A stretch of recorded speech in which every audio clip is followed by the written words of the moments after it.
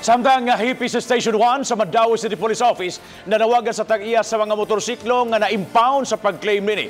Apan kinahanglan gano'n ay pagtugot sa korte. Si Chona Carion sa report.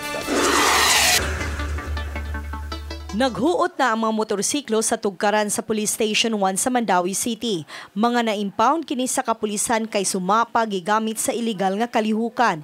Gibanabanang mukapina sa 300 ka mga motorsiklo ang ilang na-impound nunot sa sunod-sunod nga checkpoint nga gipahigayon sugad ni adtong miaging tuig.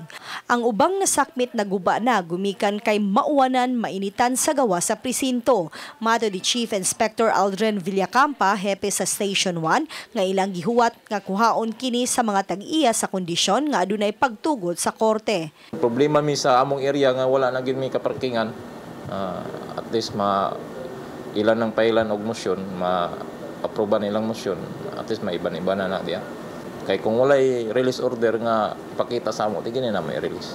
Gibanabanang muabot pa lang sa 20 ka mga motorsiklo ang na-claim. Chona Carion, Balitang Bisdak.